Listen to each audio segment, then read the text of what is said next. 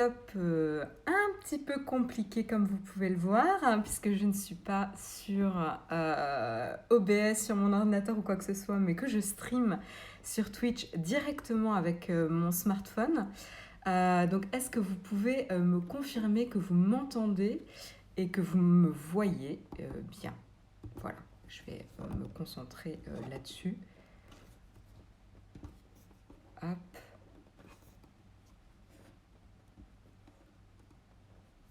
Bonjour à tous, donc j'attends un petit peu que vous commentiez. Est-ce que vous me voyez? Est-ce que la connexion est suffisamment bonne? Parce que la question c'est est-ce que je fais le live ce matin ou pas? Hello, hello, bonjour, oui, tout est bon, 5 sur 5. Ok, bon, et ben écoutez, on va faire le live dans ces conditions-là, donc pas de générique, pas d'entracte ou quoi que ce soit. Je vais vous raconter un petit peu mes déboires techniques ce matin. Bah, tout simplement, j'ai OBS qui plante, voilà, donc j'avais tout prêt, tout nickel, enfin tout prêt, sauf mes articles. Tout de près techniquement, et puis à 7h30, cata. Donc j'ai redémarré l'ordi, etc. Mais rien à faire, pas de mise à jour. OBS plante. J'ai même lancé le live à un moment donné, ça a planté au bout de 3 secondes. Donc du coup, on retourne sur notre bon vieux smartphone à l'époque où on faisait les lives et sur le smartphone.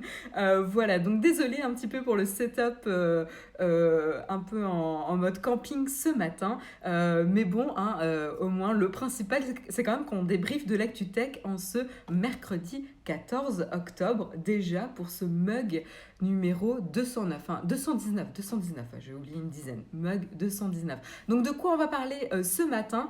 Donc du coup, je vous préviens, j'ai pas eu le temps de préparer mes articles. Du coup, mais c'est pas très grave, je pense que vous allez me corriger dans la chatroom. On va parler, comme vous vous en doutez, d'Apple ce matin, de l'événement Apple qui a eu lieu hier soir pendant 1 heure, de 19h à 20h. Ça a été vous pouvez même voir mon dégât des eaux, c'est magnifique.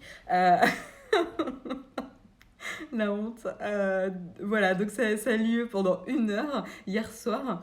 Et du coup, c'était très très attendu puisque c'était le fameux événement de présentation du nouvel iPhone, l'iPhone 12. Voilà, donc on a eu pas mal de rumeurs. Il y a, en fait, pour être honnête, tout a été pas mal déballé dans l'après-midi ou même les jours d'avant. Tout a été assez déballé sur l'iPhone 12. On a eu aussi l'annonce du HomePod mini, la suite pour étendre un petit peu la gamme d'enceintes chez Apple avec le HomePod et aujourd'hui le HomePod mini. Donc voilà un petit peu de quoi on va parler aujourd'hui, vraiment l'événement. Donc si c'est pas un sujet qui vous intéresse, que vous avez déjà suivi par exemple les lives d'hier soir, etc., vous n'avez pas envie d'en entendre parler une troisième fois, ce que je peux comprendre complètement. Peut-être que ce live ce matin, c'est peut-être pas pour vous et vous pouvez rallonger votre grasse matinée ce matin. Je préfère vous prévenir. Donc voilà, la chatroom commence à parler de mon dégât des eaux. Ne vous inquiétez pas, c'est pas le seul.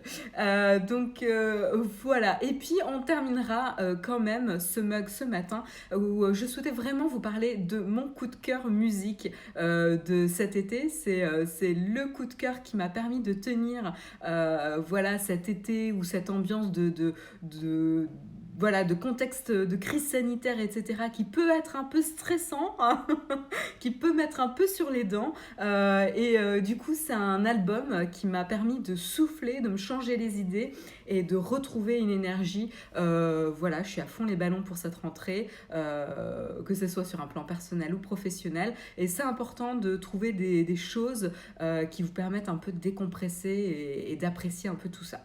Voilà, donc du coup, je voulais vous partager ce coup de cœur musical en fin d'émission. Ça sera ma tartine improvisée Marion. Voilà. Donc du coup, sans plus tarder, il est 8h05. Je vous propose coup de cœur musical, les musclés. Flonflon. Flonflon musique en plus. Écoute, c'est chacun ses goûts. Je pense qu'il en faut pour tous les goûts, toutes les couleurs, etc. C'est bien. ou Taylor Swift. Oui, je t'avoue que Laurent, j'ai jamais écouté Taylor Swift, mais parce que j'écoute pas la radio en plus, donc ça aide pas. Mais non, je vous parlerai pas de Taylor Swift ou des musclés ce matin. Je vais vous parler d'un groupe qui s'appelle Glass Animals, si vous ne l'avez pas deviné dans le hashtag, les hashtags de l'émission. Donc sans plus tarder, je vous propose de commencer quand même par l'actualité du jour en tech. C'est évidemment l'événement Apple. Et on va commencer avec le HomePod mini. Donc oui, donc je vais pas pouvoir vous montrer de photos ce matin, ou peut-être que je peux vous montrer en improvisé avec mon iPad qui est à côté de moi, où j'avais déjà normalement prévu mes visuels, mais voilà. Est-ce que je peux vous montrer le petit voilà, le HomePod mini. Il est tout mignon et je peux vous le montrer parfaitement.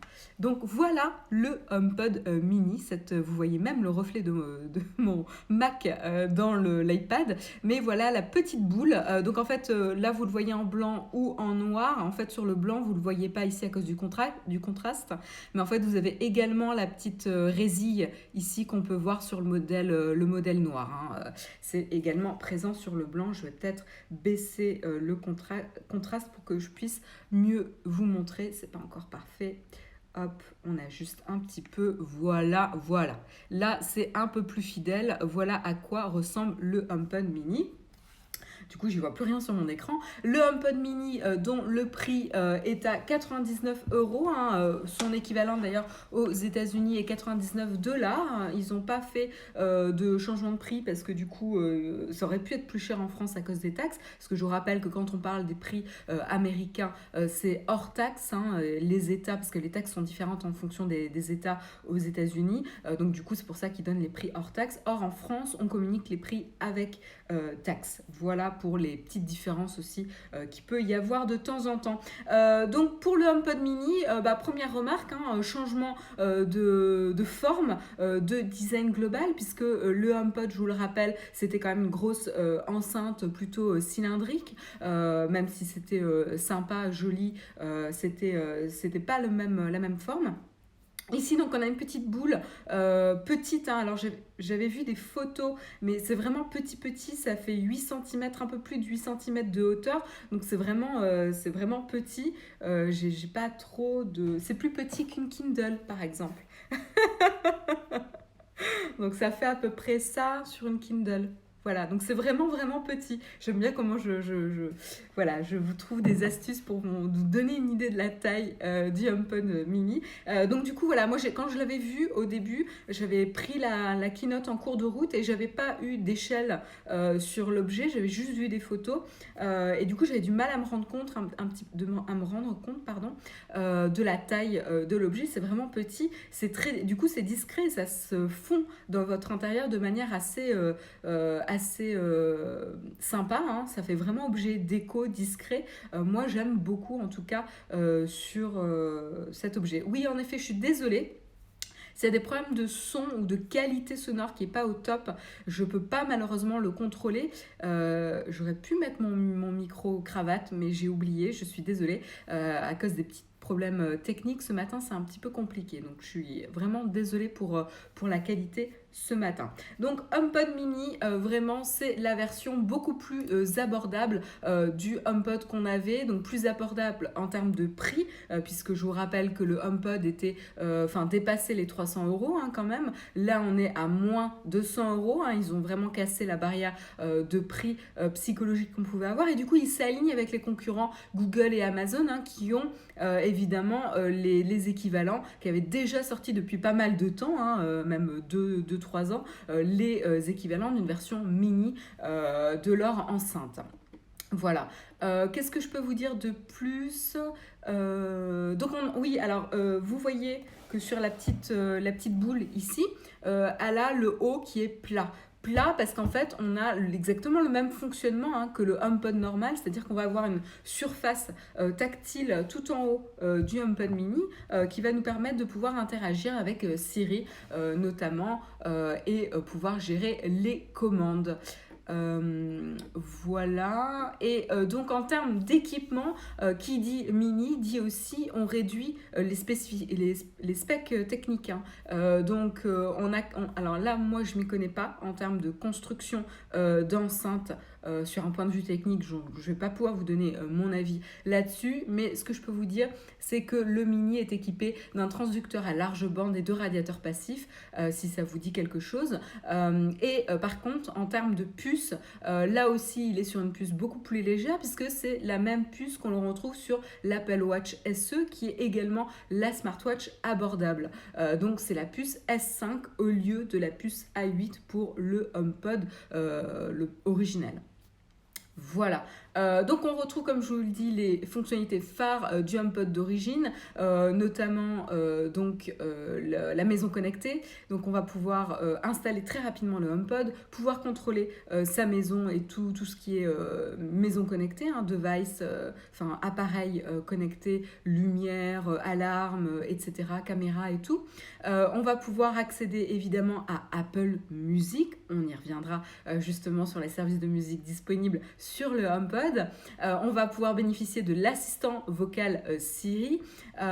Et puis, on va pouvoir envoyer un morceau depuis l'iPhone simplement en approchant de l'enceinte avec son smartphone.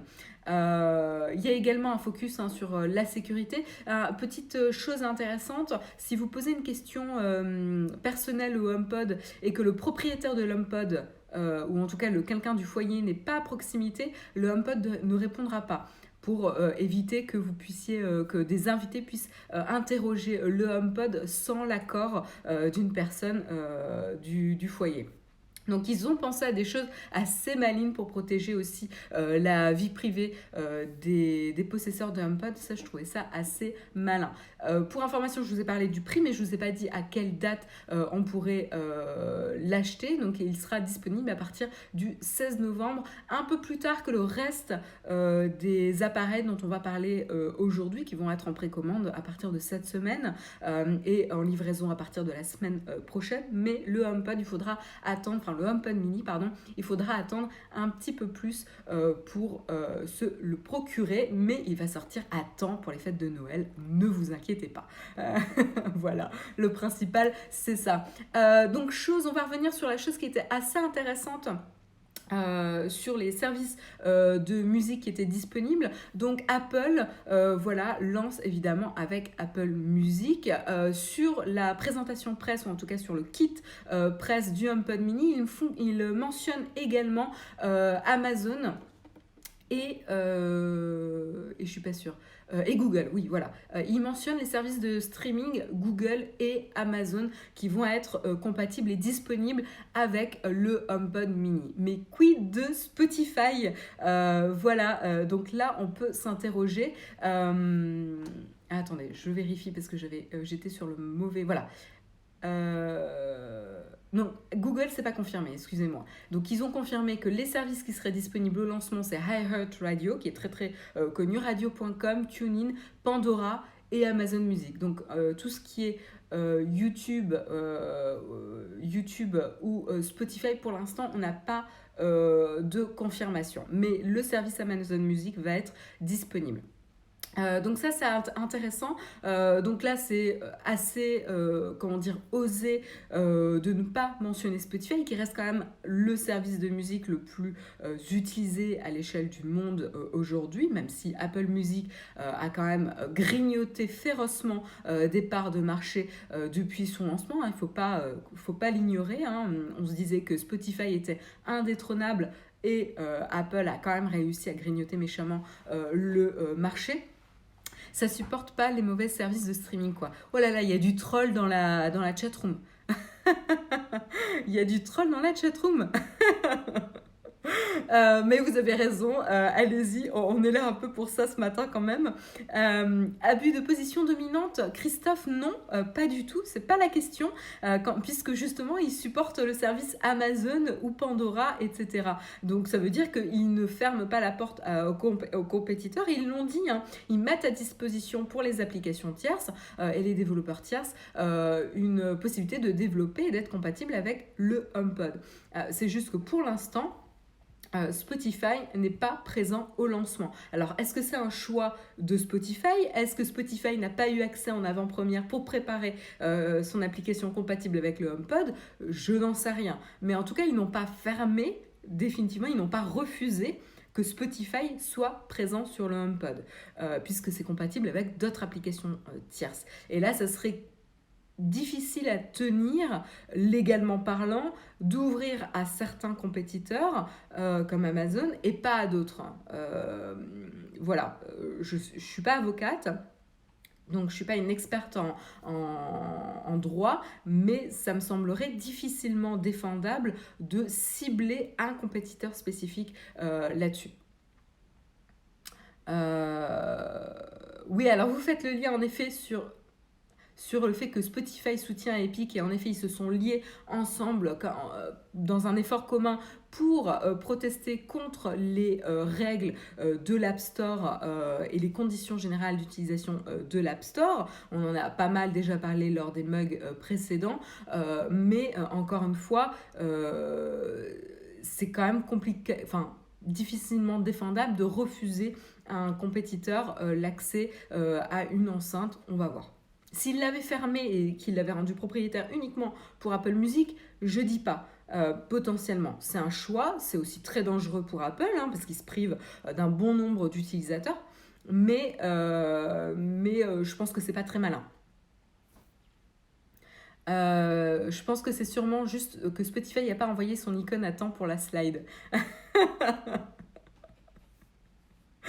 En tout cas, ce qui est sûr, c'est donc au lancement, pas de Spotify, sauf que ça ne ferme pas la porte définitivement à l'arrivée de Spotify sur le HomePod mini prochainement. Voilà.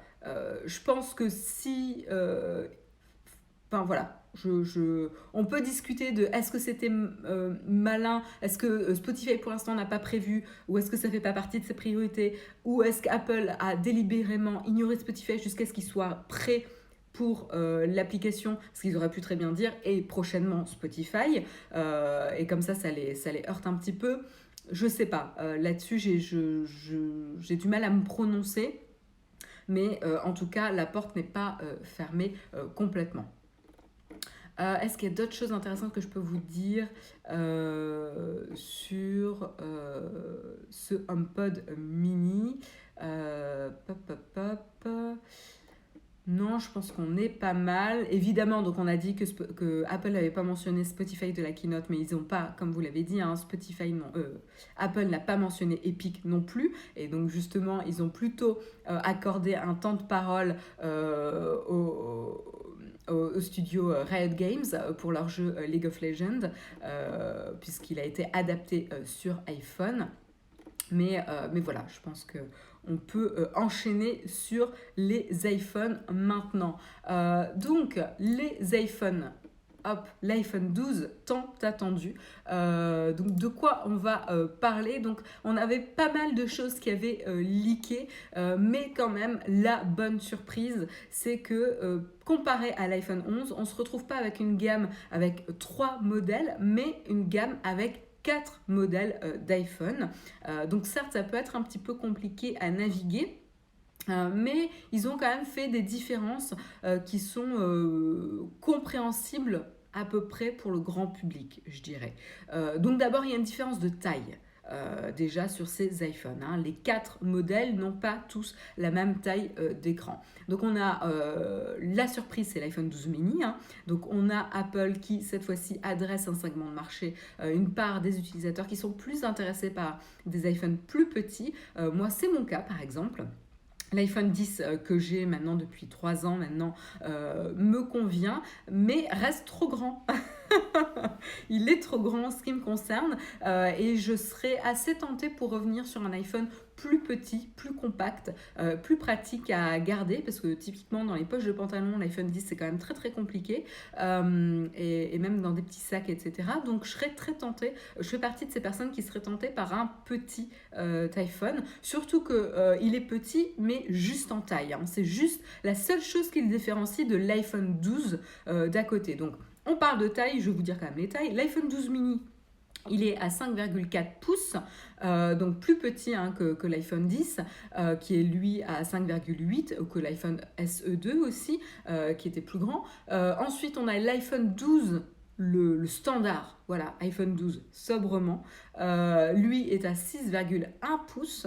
Ensuite, on enchaîne avec l'iPhone 12 Pro, qui est lui aussi à 6,1 pouces, mais qui va se différencier par des fonctionnalités plus pro. On en parlera par la suite, notamment le lidar et l'appareil photo. Mais on en parlera juste après.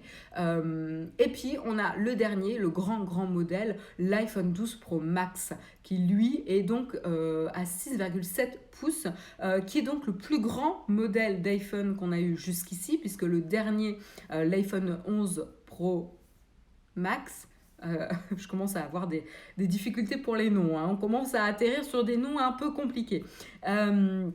Donc l'iPhone 11 Pro Max qui lui était plutôt à 6,5 pouces en termes de taille d'écran. Donc là on a vraiment le 12 Pro Max qui lui est le plus grand iPhone qu'on a eu et qu'on a vu jusqu'ici. Voilà. Bon récapitulatif. Alors, ce qui est intéressant aussi, c'est que sur l'iPhone standard, le 12 et le 11, on est sur une taille équivalente d'écran. Hein. Les deux étaient à 6,1 pouces, on reste sur une taille de 6,1 pouces. Donc ça, pour le coup, ceux qui veulent juste mettre à jour ou se référer au modèle standard, c'est relativement facile.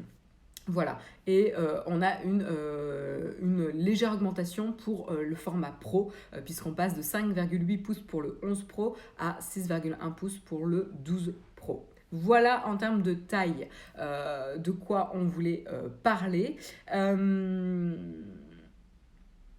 Voilà, et donc voilà, au niveau des tailles, on est bien. On est bien. Ce qui les différencie également, c'est qu'on ne va pas retrouver exactement le même nombre d'objectifs sur les modèles standard mini et 12 mini et 12. C'est un peu compliqué, j'ai envie de dire 12 standard, mais c'est pas son nom. Donc le 12 mini et le 12, on va retrouver donc deux objectifs au dos de l'appareil, un objectif ultra grand angle avec une ouverture à 2,4 et un objectif,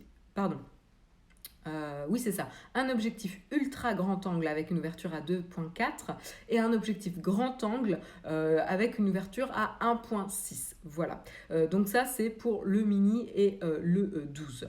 Ensuite pour les modèles Pro, donc iPhone Pro 12 Pro et 12 Pro Max, là on va avoir du coup trois objectifs, donc d'où le Pro aussi. Hein. Je pense que ça peut décevoir certains, mais il fallait évidemment différencier le 12 Pro du 12, puisqu'ils ont la même taille. Et donc, on a trois objectifs. Un grand angle avec une ouverture à 1,6, un ultra grand angle avec une ouverture à 2,4 et un téléobjectif à une ouverture à 2. Voilà, donc pour rappel, plus le numéro de l'ouverture est petit, plus ça capte de la lumière. Donc c'est positif, plus c'est petit, plus ça capte de la lumière. Donc c'est très intéressant et notamment le mode nuit va être largement amélioré sur les modèles Pro ici, puisqu'avec le lidar, ça va également aider là-dessus. Sur ce point-là. On a évidemment la compatibilité 5G qui arrive. Je lis un petit peu vos commentaires en même temps. Ça parle déjà du greenwashing, etc. On va y venir. Vous êtes en avance dans la chatroom.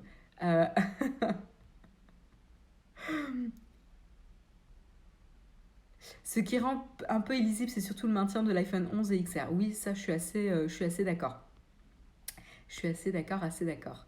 D'ailleurs, je peux regarder la chatroom sur mon écran parce que j'ai également là. Donc, évidemment, les modèles sont compatibles 5G. C'est quelque chose qu'on avait déjà vu un petit peu et qu'on avait un peu compris aussi sur le site d'Orange. Mais voilà, en termes d'annonce pour ça. Sur quoi je peux continuer ? Oui, sur l'écran. évidemment quand même l'écran. Donc il y a des heureux et il y a des déçus, puisque on passe sur un écran OLED. Donc écran OLED, ça veut dire des noirs plus profonds. Donc ça c'est assez intéressant, ça c'est plutôt cool puisque la qualité va être supérieure. Et donc voilà, on n'est plus sur le liquide Retina qui était apparu sur l'iPhone XR notamment. Donc là on est sur de la technologie OLED. Par contre, on reste sur un taux de rafraîchissement égal, hein. Pas d'amélioration à 120 Hz comme certaines rumeurs avaient vu. On reste sur le taux de rafraîchissement qu'on a eu jusqu'ici sur les iPhones. Pas de 120 Hz, potentiellement l'année prochaine. Peut-être aussi que c'est lié à la consommation de la batterie et de l'impact sur la batterie. On notera notamment que durant la keynote, ils n'ont pas mentionné les performances de batterie. Donc ça veut dire soit que c'est équivalent, c'est ce qu'on pourrait s'attendre de l'iPhone 12, iPhone 12 Pro et iPhone 12 Pro Max, ou peut-être inférieur, ce qui serait logique pour l'iPhone 12 mini, puisqu'il est plus petit, donc plus petit, moins de place, et donc une batterie un peu plus légère. Sur les performances. Donc c'est peut-être aussi une des raisons qui les ont pas poussés à passer sur du 120 Hz. À noter que d'après certaines personnes, je sais que Jérôme en a parlé également, le 120 Hz se voit pas mal sur les iPads notamment. Et donc sur un plus petit écran, la différence est peut-être un peu moins importante. Voilà. Néanmoins, ça en déçoit certains. Voilà sur ce sujet. Qu'est-ce que je peux vous dire de plus ? Pas mal d'améliorations côté logiciel aussi en niveau photo, hein, c'est ce que je vous avais dit tout à l'heure en mentionnant notamment le LiDAR. Ah oui, autre grosse nouveauté pour l'iPhone 12 quand même, c'est le form factor. Je vous ai parlé de la forme du HomePod mini, mais je vous ai pas du tout parlé de la forme et du design des iPhones. Donc là, je vous avoue que moi, quand j'ai vu le design et la présentation des nouveaux iPhones, j'ai eu l'impression de faire un saut dans le temps et de revenir aux iPhones. Alors je me souviens plus si c'était l'iPhone 4 qui avait ce dos un peu vitré et qui était aussi avec des bords assez droits, hein, rectangulaires, de la même manière que la dernière génération d'iPad, pour éviter d'agrandir la taille, ça permet de loger les composants même jusque dans les coins, voilà, et d'éviter d'avoir de l'extension un petit peu de la taille de l'objet. Mais je crois que c'était l'iPhone 4 qui était à peu près comme ça. Je vais voir si je peux retrouver rapidement pour confirmer. Best design des... Ouais. Oui, le 4. Oui, c'est ça, c'était bien le 4. Là, j'ai des photos. On a ce dos vitré, cette forme rectangulaire, même s'il y a les bords arrondis, mais rectangulaire. Mais voilà, pas de coin comme ça bombé derrière. Et donc, on revient un petit peu aux origines. C'est pas négatif, hein, quand je dis j'ai eu l'impression d'un retour en arrière.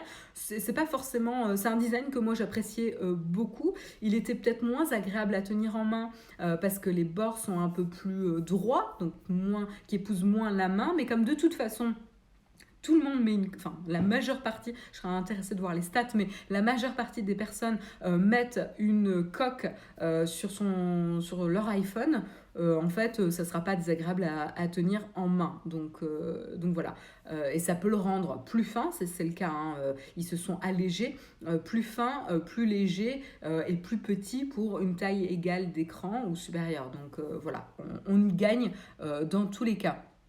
Je lis un petit peu vos commentaires.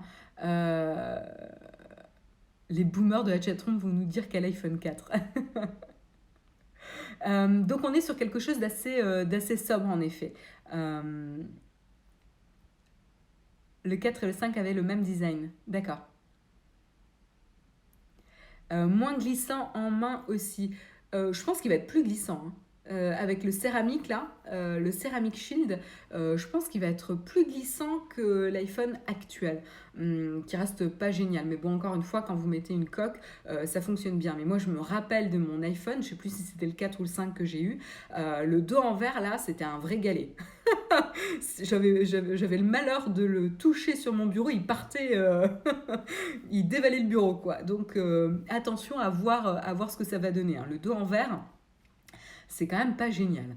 Non, je vais pas faire de sondage parce que je suis en galère technique ce matin et j'ai une toute petite surface d'écran pour interagir. Donc, je sens la catastrophe si j'essaye de mettre en place un sondage. J'étais pas née à l'époque du 4. Et non, mais les trolls là. Et Dan, en plus, c'est pas vrai. Ok, Ceramic Chill, c'est l'écran. Merci Pascal de corriger mes erreurs.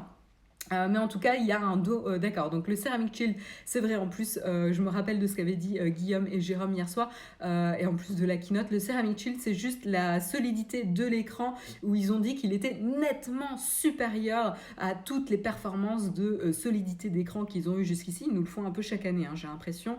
Donc, c'est pas vraiment nouveau. Ils donnent un nom, un joli petit nom à leur écran à chaque fois, à chaque génération. Ou à chaque fois qu'ils le changent, hein. Donc voilà, c'est juste pour dire qu'il est encore plus solide. Et là, c'est aussi aligné avec leur focus sur l'environnement et un petit peu l'obsolescence programmée, etc.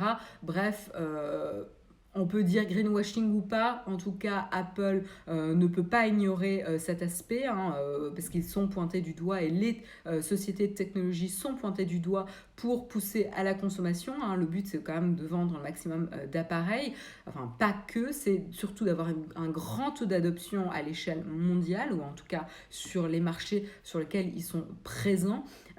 Et ensuite de les garder captifs avec des services.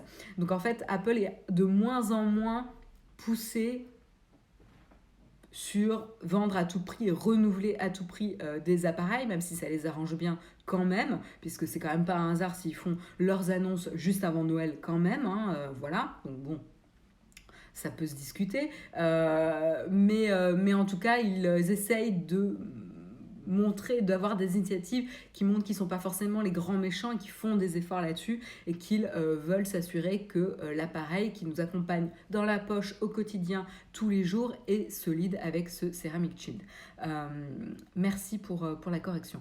4 fois supérieur en effet. Donc vous pourrez tester des chutes de 4 fois plus haut. Naotech n'est pas responsable, hein, des dégâts engendrés sur vos appareils. Je ne vous ai pas encouragé à les jeter ou à les faire tomber. Ah bah merci Jérôme qui met les sondages dans la chatroom. Ouais, donc 82%, voilà, on parlait des coqs, 84% des personnes qui ont voté, 86, ça augmente, 87, voilà, donc grande majorité, hein. Grande majorité des personnes, allez-y, votez, ça ne fait qu'augmenter, hein. On est à 90, on est à 90 personnes, 90%, pardon. Ça a rebaissé. Donc on est aux alentours de 80 à 90 personnes qui mettent des coques sur leur iPhone, sur leur smartphone, parce que bon, il n'y a pas que les iPhones qui peuvent être fragiles. Donc voilà, c'est pas très très étonnant. Donc voilà en tout cas pour la solidité.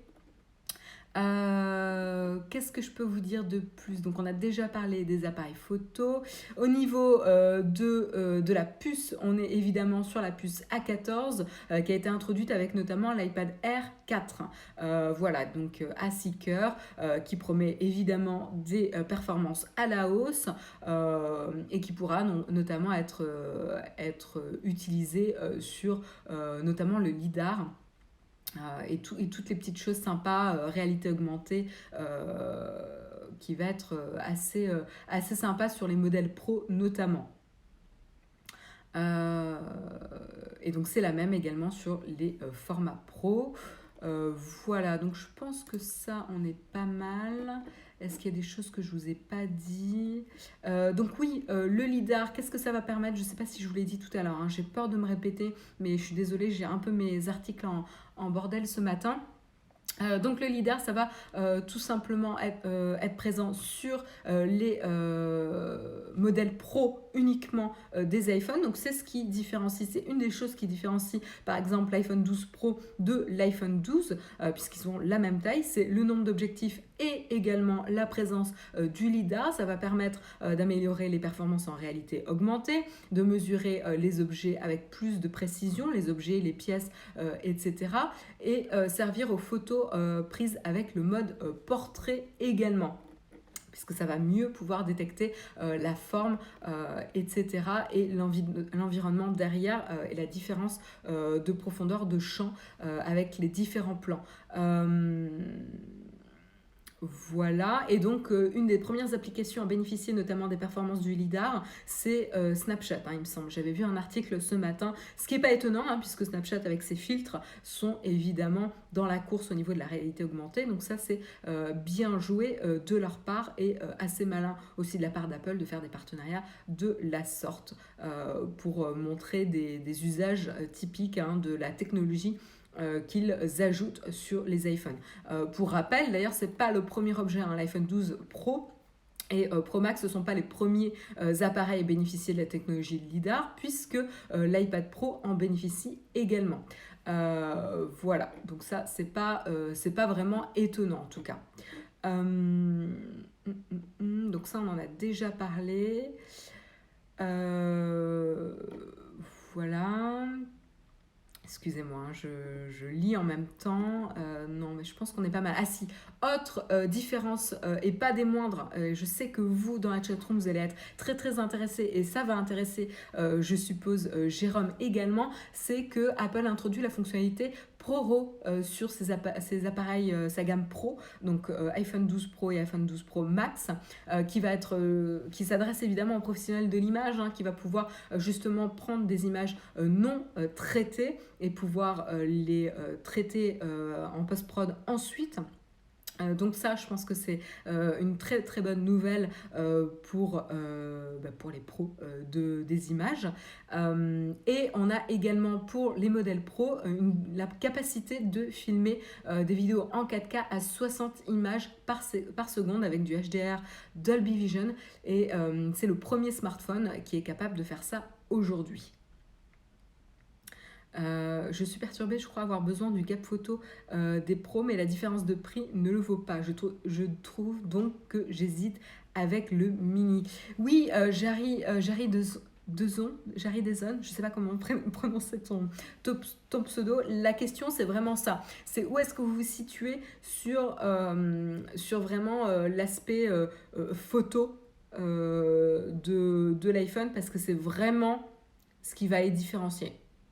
C'est uniquement ça qui va les différencier. Alors, Guillaume, Jérôme, dites-moi si je me trompe. Mais aujourd'hui, vraiment, la différence, c'est sur les capteurs photo. Bon, alors certes, il y a la taille de l'appareil pour le Pro Max, mais par exemple, entre le 12 Pro et le 12, la différence, c'est vraiment les capteurs photo. Alors après, si en effet tu es tenté par la taille mini, voilà, après c'est une autre question, je veux dire, en termes de taille, si c'est ta priorité, voilà. Mais c'est vraiment lié à ton usage. Il y a également les couleurs, oui, mais bon, les couleurs, c'est quand même, surtout si on met une coque, voilà.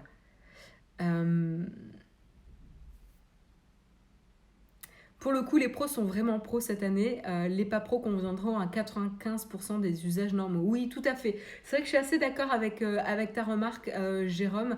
C'est que jusqu'ici, les pros, ceux qui étaient très tech ou qui aimaient beaucoup Apple et qui avaient envie d'avoir le top du top, ils optaient quand même pour le format pro.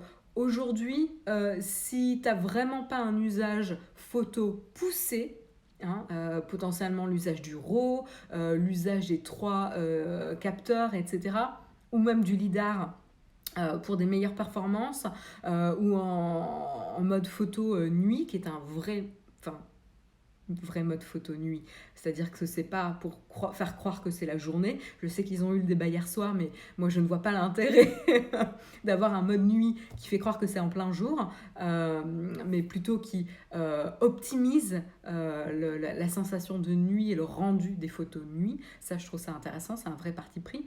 Mais voilà, mis à part ça, si vous n'êtes vraiment pas acté photo est vraiment pointilleux sur le sujet, donc un professionnel de la photo potentiellement ou un vrai fan amateur de photo, je suis pas sûre en effet que ça vaille le coup d'aller sur des modèles pro, hein. Oui, capteur plus grand, ouais, sur le Pro Max. Ça sera mini pour moi, nous dit Ultralog.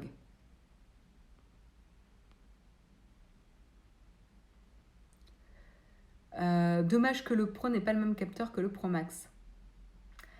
Le Pro... D'accord. Ça, j'avais pas vu. Alors, attendez.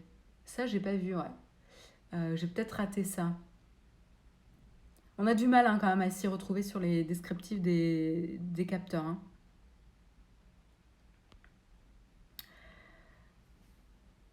Je suis tout à fait d'accord. J'ai l'impression que le Pro est vraiment devenu pour les professionnels un peu comme l'iMac, oui.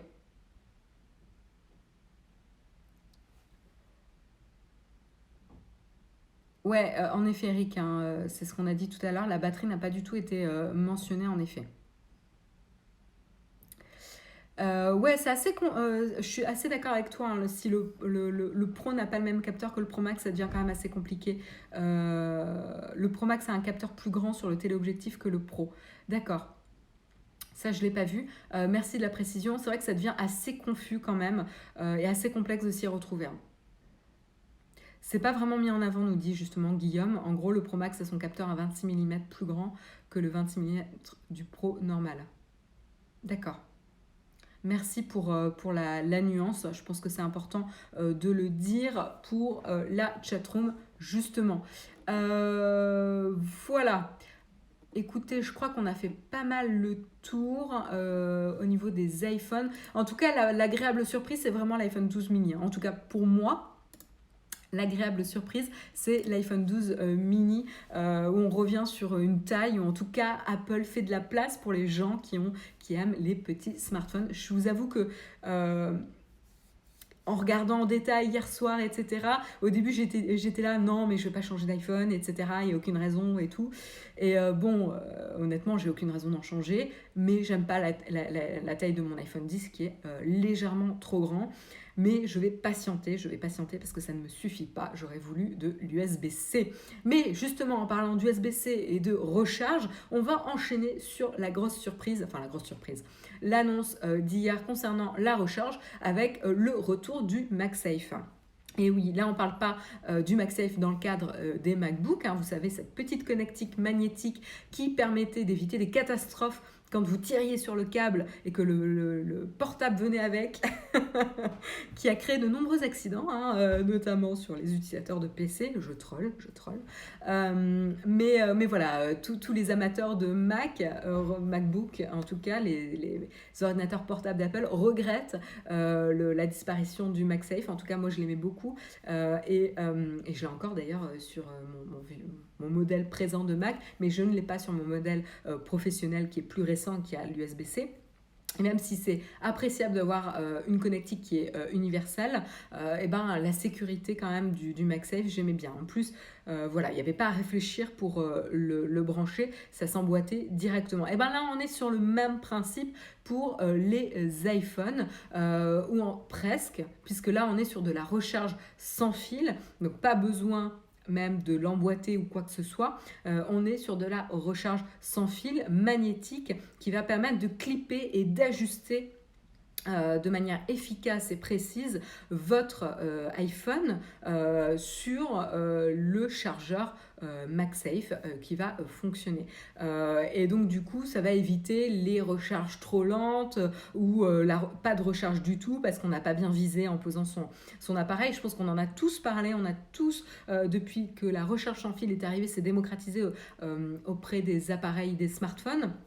On a tout entendu plein de choses sur le fait que c'était pas fiable, qu'on pouvait se réveiller le lendemain matin avec un smartphone pas rechargé parce qu'on l'avait mal positionné. Donc là, c'est très bien vu.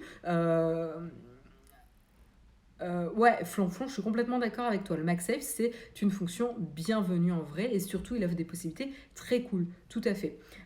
Donc vraiment, moi je pense que c'est vraiment bienvenu et potentiellement, ça va plus démocratiser la recharge sans fil, puisque du coup, on sera plus rassuré. Voilà. Donc, je trouve ça vraiment, vraiment intéressant. La recherche est à 15 watts pour l'iPhone, qui est supérieur en termes de puissance hein, sur les recharges. C'est ce que j'avais vu. Euh, ah, on dit même 20 watts sur certains. Euh, pour l'iPhone 12, ça permet une recharge sans fil rapide à 20 watts. Alors, moi j'avais vu 15 watts précédemment, mais là dans l'article ils disent 20 watts. Donc, quand même, ce qui est appréciable. Et ce qui est intéressant aussi, c'est que Apple en a profité pour sortir toute une gamme d'accessoires pour ces chargeurs et ce nouvel type de connectique. Donc, c'est intéressant. C'est intéressant parce que d'un côté, Apple va plus pouvoir éviter très longtemps la perte de sa connectique propriétaire Lightning l'année prochaine. Ils vont plus pouvoir repousser ça. Et donc du coup, ça veut dire tout un pan d'accessoires, de constructeurs tierces, etc. Et cette licence qu'ils auraient pu, qui leur génère un revenu, hein, voilà, c'est décliné, c'est comme ses propriétaires il y a des parts qui reviennent à Apple pour chaque accessoire qui utilise cette connectique propriétaire. Et donc là, très très malin, Apple en profite pour sortir une connectique, voilà, une recharge, un mode de recharge propriétaire également avec le MagSafe, qui est donc cette espèce de galet magnétique dans le dos de l'iPhone qui va vous permettre de positionner rapidement sur l'autre connectique MagSafe avec cet effet magnétique. Et donc, il va pouvoir ensuite décliner de nouveau dans cette gamme d'accessoires. Donc, on est vraiment sur Apple qui prépare la transition sur cette mise au placard, on va dire, de la connectique Lightning. Je ne pense pas qu'on tend sur un appareil qui n'aura plus de connectique du tout. Hein. Je pense que le prochain modèle aura de l'USB-C, mais on est dans l'année de transition ici, où on a encore du Lightning, mais on a le MagSafe qui arrive. Donc ça va être assez intéressant à suivre. Comme ça, les partenaires aussi, je pense que c'est aussi une gestion de transition pour les partenaires d'Apple, pour pas qu'ils coulent tout simplement, pour leur permettre de leur donner une année de battement pour revoir leur gamme de produits pour l'année suivante. Donc je pense que c'est aussi pour pas se mettre les partenaires à dos également. Donc c'est assez stratégique pour Apple cette année de transition en termes de connectique. Et donc du coup, en termes d'accessoires, on se retrouve avec des espèces de petits portefeuilles magnétiques, porte-cartes qui se clipent au dos du portable. On a également toute une gamme de coques qui sera compatible MagSafe, donc elles auront également l'aspect magnétique directement dans la coque. On a également, ce qui était intéressant, un espèce de petit clapet tout petit chargeur qui est en fait un double chargeur puisque quand vous l'ouvrez, vous pouvez poser sur un côté l'iPhone et de l'autre côté, vous pouvez poser votre Apple Watch. Super, super malin, super pratique, notamment en voyage, etc. pour recharger, enfin même pas qu'en voyage, hein, mais vous n'avez plus qu'un chargeur très compact pour vos deux appareils. Donc là, je trouve quand même que c'est bien joué de la part d'Apple. Et tout ça avec un câble compatible USB-C, quoi. Voilà. Les vendeurs tierces vont se faire plaisir avec des accessoires à magnétiser. Ouais, flonflon, tout à fait. Et je pense que c'est très, très malin. Et donc, du coup, ce qui en résulte, c'est que dans le boîtier, on n'aura plus de chargeur mural. Tout simplement. On va avoir uniquement un câble Lightning USB-C. voilà, donc c'est assez logique. Aux États-Unis, ce qu'ils ont fait également, c'est qu'ils ont enlevé les écouteurs. En France, c'est pas autorisé parce qu'il y a une loi de 2010 qui force les constructeurs à prévoir un système qui permet de réduire les ondes en cas d'appel, etc., avec donc un système d'écouteurs. Cette loi aujourd'hui est de moins en moins pertinente, tout simplement parce qu'on tend de plus en plus vers des appareils sans fil, etc. Et que de toute façon, les écouteurs qui se trouvent dans les boîtes sont vraiment pas résistants, pas de super bonne qualité, etc., pas très intéressants, et de moins en moins de personnes les utilisent. Je serais intéressée de voir le nombre de personnes qui les utilisent vraiment. Donc peut-être que cette loi va être revue parce que mine de rien, elle a un impact sur l'environnement. Preuve en est que Apple s'en est servi justement, le fait d'enlever ce chargeur mural et les écouteurs, en tout cas aux États-Unis, est un argument également pour l'environnement. Donc très très malin pour Apple là-dessus, parce que ça leur permet de simplifier leur chaîne de production, de réduire la taille des emballages, puisque qui dit pas de prise murale et pas d'écouteurs dit potentiellement un boîtier ou en tout cas une boîte plus fine, moins imposante, potentiellement de la place de gagner sur les palettes et donc plus d'iPhone emballés, etc., etc. Donc avoir un extrapole, mais voilà, et déjà plus de chargeurs ou en tout cas plus de chargeurs à produire et moins d'écouteurs à produire parce qu'il y a toujours la France qui est là. Voilà, donc le chargeur mural, l'adaptateur, vous pourrez toujours vous le procurer. Merci FR Jazz d'ailleurs de le partager. Vous pourrez toujours vous le procurer et l'acheter. Il coûtera 25 €. Voilà. Donc c'est quand même pas, on n'est pas sur des accessoires à 60 ou 90 € ou 45 € quoi. Ça reste accessible. Et on a tous plein de chargeurs chez nous. Donc bon. C'est pas très étonnant. Et puis avec toute la galaxie des iPads, des Mac, etc. qui sont compatibles en termes de connectique, bon, c'est assez cohérent, on va dire. Voilà, c'était le mot que je cherchais. Tout à fait. Est-ce que vous, c'est quelque chose qui vous embête? Bien sûr, l'environnement et pas l'argent qu'elle va faire en ne le fabriquant plus. Je pense que c'est les deux. C'est ni noir ni blanc, on est sur du gris. On n'est pas en train de dire qu'Apple est un ange, mais Apple, mine de rien, en faisant ça, prend un vrai positionnement. Et même si ça les arrange bien de le faire, d'un autre côté, on se retrouve sur une société qui a un impact mondial et qui va réduire, et qui fait en tout cas des efforts, peut-être pas suffisants, mais qui fait des efforts et qui monte la voie pour réduire son impact sur l'environnement. Voilà. Ça veut dire qu'ils font de manière implicite pression sur les autres constructeurs et les autres marques sur le marché pour les suivre. Et mine de rien, ça veut dire quelque chose quand même. Alors après, on peut se dire, c'est pas suffisant, ils ont des intérêts commerciaux. Évidemment, c'est une société commerciale qui se doit de générer du revenu. Voilà, elle est là pour ça, mine de rien. Donc, c'est pas une association, quoi. Mais mine de rien, ils auraient pu très bien ne rien faire. Après, vous allez me dire, ils ne pouvaient pas rien faire parce que ils sont de plus en plus montrés du doigt. Qui dit position de monopole dit aussi responsabilité. Mais voilà, mine de rien, ils font quelque chose. Bientôt, Apple va faire un Fairphone. On n'y est pas encore.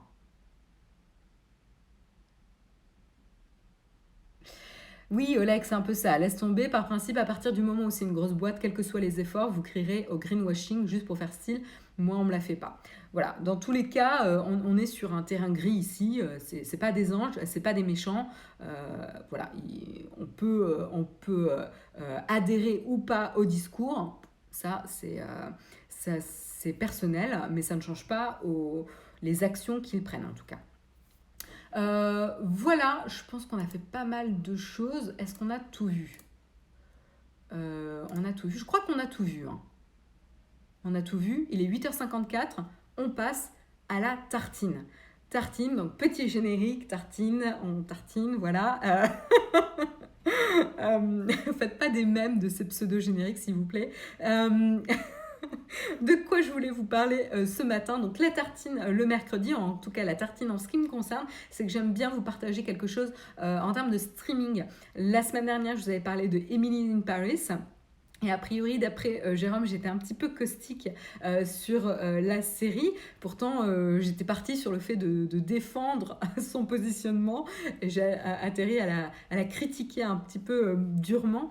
Mais cette semaine, de quoi je vais vous parler? Du coup, on a parlé série la semaine dernière. Je vais vous parler de musique ce matin en vous partageant mon album coup de cœur de cet été. Donc du coup j'ai pas mes anti-sèches parce que je les avais préparés. J'ai pas eu le temps de carrément bien les préparer ce matin, mais je voulais vous parler du groupe Glass Animals.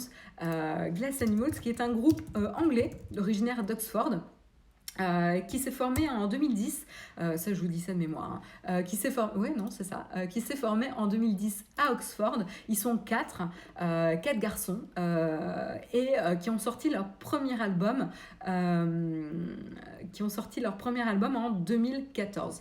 Et là en 2020, durant pas le confinement puisque c'était cet été, mais en août, je crois que c'était aux alentours du 7 août qu'ils l'ont sorti. Ils ont sorti leur dernier album, oui c'est ça, c'était le 7 août, ils ont sorti leur dernier album qui s'appelle Dreamland. C'est leur troisième album. Ils avaient sorti le premier, donc Zaba en 2014. Ils avaient sorti le second, How to be a Human Being, en 2016, en août 2016. Et Dreamland, qui à l'origine était prévu pour fin juin.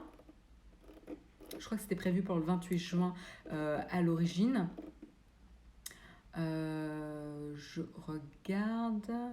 Oui, c'est ça, c'était prévu pour le 28 juin, a été repoussé d'un mois, à début août, pour respecter le mouvement Black Lives Matter et tout ce qui se passait en discussion à l'échelle mondiale sur ce mouvement. Voilà, pour laisser ce mouvement s'exprimer et que ne pas occuper la place publique avec une sortie d'album. Donc il l'avait légèrement repoussé. En tout cas, c'était l'intention du groupe. Donc voilà, donc là c'est leur troisième album. Oui, je rappelle, je suis en panne d'OBS ce matin, donc j'ai atterri sur mon smartphone, voilà. Et donc pourquoi je voulais vous en parler? Donc c'est un groupe, moi, que je suis depuis 2015. Je pensais pas honnêtement que je les suivais depuis si longtemps. Voilà, j'ai été surprise moi-même, mais c'est un groupe que j'adore. Donc je vais pas du tout être objective sur si c'est un bon groupe, s'ils font de la bonne musique, etc. C'est un groupe que j'adore. Voilà, ça fait partie de mes groupes où je ne peux pas être objective. Peut-être pas au même point que les Arctic Monkeys ou que les Beatles, etc. Mais je ne peux pas être objective. J'adore leur style, etc. Donc je les suis depuis 2015. Je pense que j'étais tombée dessus dans le cadre de mon blog de musique Wild Session, où voilà, j'écoute des nouveaux morceaux, etc. Et j'étais tombée un petit peu amoureuse de leur titre Goué, qui est un de leurs titres qui a le plus de succès et qui est très très fort. Et en fait, j'ai retrouvé mes articles. Donc en fait, je les ai vus en concert pour la première fois à Rock en Seine en 2015. Ouais, ça remonte. J'ai retrouvé mes articles où je parlais du groupe en 2015 et je me rappelle, et pourtant j'ai fait beaucoup de concerts et je me rappelle pas de tous les concerts très très bien, mais je me rappelle que le premier concert de Glass Animals, j'avais été bluffée. Parce que c'est un des rares groupes qui ne nous resserre pas son album tel quel en live. Et c'est de plus en plus rare, pour être honnête. Les artistes ou certains artistes tendent à essayer de faire un concert qui est le plus près possible de la production et du rendu sonore propre qu'on peut avoir sur un album. Et j'apprécie la production d'un album, mais j'apprécie également l'expérience live. Et là, avec Glass Animals, ils vraiment prennent cette expérience à bras-le-corps et ils la réinterprètent et vous avez vraiment droit à une performance. Tu parles de revisite des morceaux pendant les concerts, tout à fait. Et donc c'est vraiment jouissif parce que vous redécouvrez les titres que vous aimez d'une manière différente. Et dans le cas de Glass Animals, plus énergique, plus dansant et qui se prête parfaitement bien à l'ambiance d'un concert et notamment d'un festival. Ça reste un des meilleurs concerts de festival que j'ai pu voir à ce jour. Mais par rapport au style de Glass Animals, quel type de musique ils font quand même. Je peux même pas vous montrer la pochette d'album. Non mais attendez, je vais vous montrer quand même la pochette d'album. Parce que c'est quand même important de voir ce genre de choses. Hop. Et de voir un peu l'univers du groupe. Oui, je suis évidemment pas tombée là-dessus. Voilà. Comme ça, vous pouvez un petit peu vous rendre compte. Et hop, excusez-moi, je cherche les autres aussi parce que toutes les pochettes sont sympas et je trouve que montrent bien l'univers musical du groupe. Donc c'est pour ça que je veux quand même vous les montrer. Et How to be a human being. Hop, je m'en fous que ça soit le vinyle, mais je vais vous montrer, j'ai presque fini. Et je vais pouvoir vous montrer les 3 pochettes. Voilà. Donc, petit iPad. Donc, le premier album, Zaba. Alors, évidemment, j'avais une... Hop, là, vous voyez. Donc là, c'est Zaba, premier album de Glass Animals. Donc là, on est sur un patchwork de motifs végétal, exotiques, avec voilà, quelque chose de dépaysant. Un petit peu sauvage, un petit peu expérimental. C'est pas ordonné. Je continue un peu de vous le montrer. Vous voyez, hein, voilà. C'est à la fois très géométrique et à la fois intriguant et pas très très rangé. Voilà. Et je trouve que ça correspond bien à leur album. On est sur quelque chose comme si cet album, moi, quand je l'écoute, j'ai l'impression d'être dans une jungle, d'explorer une jungle.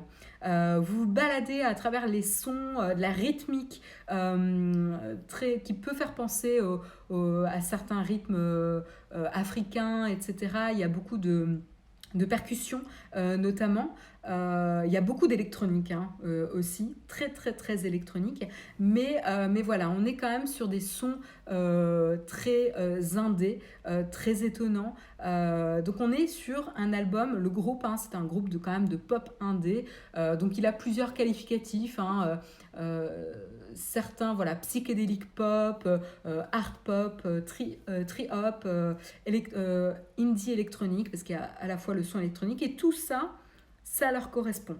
Le premier album est peut-être un peu plus pop, avec des instruments peut-être un peu plus classiques. Le deuxième encore plus, je dirais. How to be a Human Being et va même plus se reposer sur les guitares électriques, avec plus de solo peut-être. Le dernier est plus électronique, clairement. Plus axé hip-hop électronique sur le dernier album. Et donc, mais tout reste très très cohérent. On reconnaît la patte Glass Animals à tous les coups. Vous ne pouvez pas vous y tromper. Ensuite, le second album.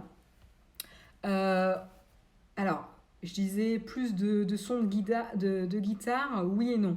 C'est-à-dire que là, on a l'arrivée quand même des sons électroniques qui se fait un peu plus forte aussi. Vous voyez avec le rendu pixel. On a ce jeu aussi dans les clips. Les clips sont très très sympas sur ce second album, avec des clips qui jouent sur les jeux vidéo, etc. Avec cet aspect pixel. Là, cet album est un peu plus mature. Un peu moins naïf, on va dire, avec vraiment des petites trouvailles musicales, des petites perles très très fortes. Bref, je vais vous dire ça pour chaque album en fait. Mais voilà pour la pochette. Et la dernière pochette, on est sur celle-ci. Voilà, donc ça c'est Dreamland, on est carrément immergé dans un monde de réalité virtuelle, on peut se dire. Là on n'essaie pas de s'immerger dans le réel ou de lier même on n'est pas dans de la réalité augmentée, hein, on est vraiment sur un univers parallèle. La personne que vous voyez Le visage que vous voyez au centre, c'est le visage modelé du leader du groupe, Dave Bailey. Et vous remarquerez qu'il était présent, ou en tout cas le groupe n'était présent nulle part. Ici, il n'y a pas le groupe, par exemple. C'est juste des personnages qui sont photographiés, mais je vérifie, hein. Ouais, il n'y a pas de membres du groupe. Donc là, sur Dreamland, on est sur le premier album, la première pochette, où le groupe, ou en tout cas le leader, est représenté. Donc on est sur un album autobiographique, beaucoup plus personnel en tout cas. Donc ça c'est assez intéressant, c'est le premier album du groupe, très très personnel. À savoir que le leader, Dave Bailey, est donc le chanteur du groupe, compositeur, producteur. C'est lui qui fait le mixage et la production des 3 albums, qui a fait ça sur les trois albums.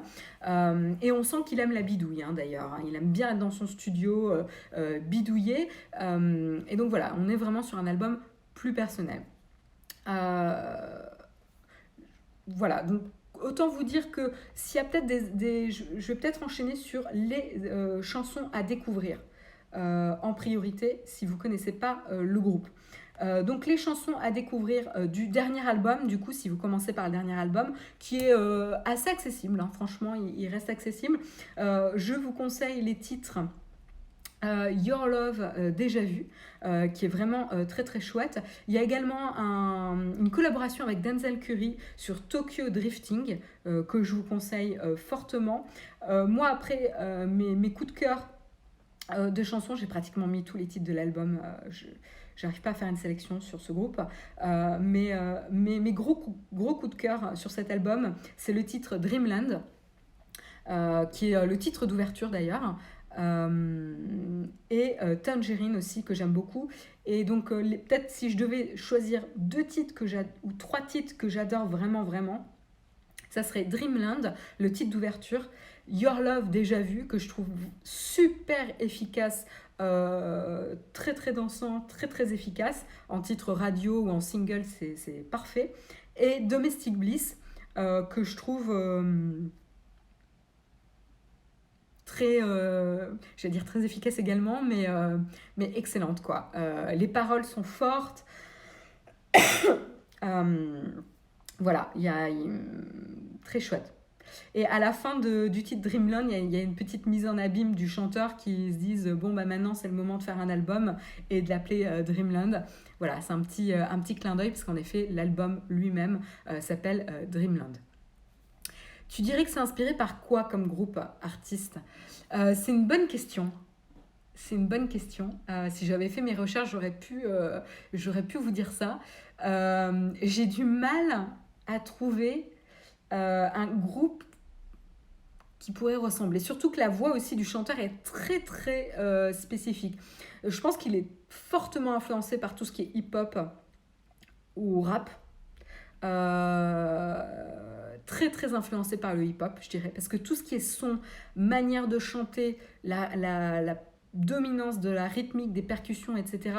Il y a un flow dans la manière dont il chante qui est vraiment excellent sur les titres. Donc vraiment, moi, c'est une des choses que j'adore vraiment dans cet artiste-là. Je vais chercher qu'est-ce que influence Glass Animals. De quoi les gens diraient que ce groupe se rappelle? Je ne veux pas trouver.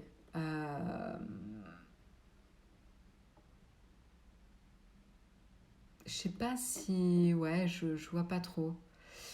Si, donc R&B, voilà. Dreamland, ils disent R&B, hip-hop musique du début des années 2000. Après, moi, je m'y connais pas du tout en R&B ou hip-hop, donc je vais pas être capable de vous dire des artistes précis. Mais voilà. Et donc d'ailleurs, c'est pour ça qu'il y a l'apparition du rappeur Denzel Curry aussi. C'est qu'il y a cette sensibilité. Est-ce qu'il y a d'autres choses? C'est entre l'électro, le hip-hop, le R&B ou pop, c'est assez difficile d'avoir d'autres groupes similaires. D'avoir d'autres groupes similaires à Glass Animals. C'est assez unique. Il y a un aspect dépaysant dans leur musique et exploratoire. On sent qu'ils s'amusent. Et d'ailleurs, Durant le confinement, petite anecdote, et je suis déjà super en retard, petite anecdote, parmi les influences de Dave Bailey, on retrouve les Beach Boys. Ah ouais, sur l'aspect bidouille, mais ouais. Ouais, peut-être oui, peut-être un peu, ouais. Ouais, ouais. Pas faux, en effet. Pas sur toutes les périodes des Beach Boys, parce que Beach Boys, il y a un peu de tout quand même. Hein. Il faut vraiment être connaisseur des Beach Boys pour cibler une période précise. Et en effet, il y a l'album phare des Beach Boys. Qui pourrait en effet, on peut retrouver peut-être quelques inspirations. Je disais Electric Guest et Alt J. Alt J peut-être, ouais, sur ces sonorités un peu tropicales, on va dire, un peu jungle, etc. Peut-être un peu, ouais. En effet, Electric Guest, oui, pour l'aspect électrique, peut-être, ouais, enfin électro, un peu, ouais. Peut-être, ouais, Hot Chip, c'est peut-être un peu loin là quand même. On est vraiment sur plutôt quelque chose de dansant. Parce que Glass Animals, les titres vous mettent la patate, mais c'est pas des titres juste dansants tels quels. Par contre, en concert, c'est super dansant. Là, ils vont vous les interpréter pour que le public s'éclate à fond. Et ça marche du feu de Dieu. Mais sinon, l'album, il y a une complexité, une richesse qui lui donne une vraie profondeur. Hein. Voilà, donc voilà pour Glass Animals. Qu'est-ce que je voulais dire de plus? Le point négatif peut-être à retenir sur Glass Animals, c'est que si vous écoutez les 3 albums d'une traite, comme il y a une patte et une identité très très forte, il y a certains titres qui vont être plus faibles que d'autres et qui vont potentiellement un petit peu se ressembler. Donc je dirais que c'est le défaut peut-être dans lequel peut partir Glass Animals, c'est des fois réuser un peu trop de son vocabulaire musical. Voilà. Et ça peut, et du coup, on peut perdre un petit peu la richesse qui regorge dans chacun des titres. Mais moi, quand je vois, là, je me suis fait une playlist sur les 3 albums, j'ai pratiquement tous les titres de tous les albums. Il y en a que quelques-uns que j'ai évacués, mais j'ai pratiquement tous les titres. Autre chose, voilà, c'était ça que je voulais vous mentionner. Si vous êtes curieux aussi, Dave Bailey, donc le leader, pendant le confinement cet été, s'est amusé à reprendre 2 titres phares. Il a repris un titre de Nirvana dans son studio, donc on le voit tout seul, il s'est filmé avec son portable et on le voit dans son studio à faire des boucles, à mettre en place les boucles musicales pour enregistrer et permettre de faire le titre de Nirvana. Et il a fait la même chose avec un titre de Lana Del Rey qui est encore mieux réussi, je dirais. Et pourtant, je ne suis pas une fan de Lana Del Rey. En fait, j'en sais rien parce que j'écoute pas, mais voilà, je suis pas très familière avec la musique de Lana Del Rey, mais il a repris le titre Young and Beautiful de Lana Del Rey et franchement la réinterprétation et la reprise est juste géniale, un petit bijou pop que je vous encourage vraiment à aller voir. C'est disponible sur toutes les plateformes. Les titres sont disponibles sur Spotify, mais les vidéos sont disponibles sur YouTube également. Donc allez-y, franchement, allez jeter une oreille. Après, voilà, c'est réinterprété. Donc vraiment, allez-y, ça vaut le détour.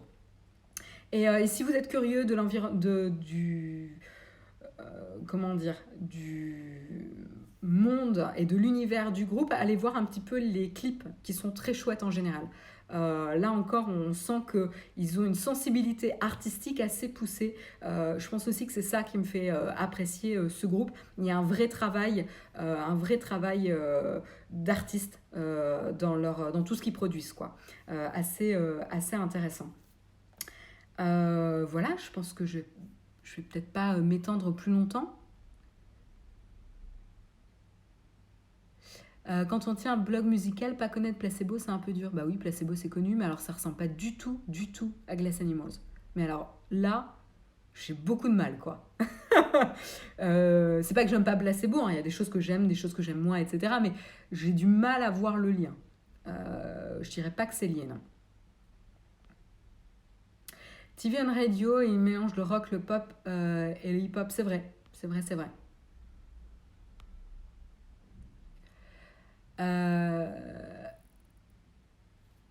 Voilà.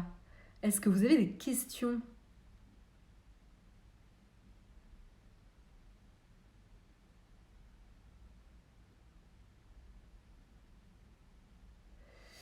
L'histoire de ce troisième album est dingue. Le batteur du groupe, oui, j'en ai pas parlé. Le batteur du groupe s'était fait renverser à Dublin par un vélo et ça a été un accident très très très grave. C'était fin 2018, il me semble que c'était en 2018. Attendez, je l'avais vu. Ouais, c'était en juillet 2018. Et honnêtement, moi j'avais été assez choquée quand j'ai eu ça parce que voilà, les annonces n'étaient pas optimistes du tout. Enfin, ils ont dû annuler toute leur tournée, toutes les dates restantes de leur tournée. D'abord, j'ai trouvé que c'était une solidarité très forte entre les membres. Moi personnellement, j'ai trouvé ça très touchant que bah voilà, ils annulent complètement la tournée. D'autres groupes ont continué sans les membres, hein, enfin sans tous les membres, mais voilà, et du coup ça donnait le futur du groupe assez incertain. Mais justement, au moment de passer en studio, c'est ce que nous partage Flonflon, ils ont complètement repris leur composition pour les temps de plus électronique et plus pop, plus joyeuse. Oui, c'est vrai que le dernier album est peut-être plus joyeux, plus léger, plus serein peut-être aussi. Bon, en tout cas, voilà, j'espère que vous allez aimer, ou en tout cas, j'espère que vous allez jeter une oreille. Ah, Tux Gromit, vous avez fait la recherche pour moi, les influences Dr. Dre, Justin Timberlake, Kendrick Lamar. Kendrick Lamar, ouais, Kendrick Lamar, oui, définitivement. Otis Redding, Radiohead, ouais. The Beach Boys, The Beatles, The Strokes. C'est vrai que The Strokes, sur le deuxième album, j'aurais écouté les titres hier soir, il y a des petits riffs de guitare bien sentis. Timbaland, ouais. Euh, mais voilà. Bon, écoutez, sur ce, je vais pas faire de cornfac parce qu'il est 9h16 et j'ai juste explosé mon temps. Il faut que j'aille au boulot quand même. Donc je vous souhaite une excellente journée à tous. Il faut que je trouve comment arrêter le live. Ce qui est en fait pas du tout. Ah oui, ça y est, j'ai trouvé. Je vous souhaite une excellente journée. Rendez-vous demain matin à 8h pour le prochain live en compagnie de Guillaume. On croise les doigts, il n'aura pas de problème technique. D'ici là, je vous souhaite une excellente journée.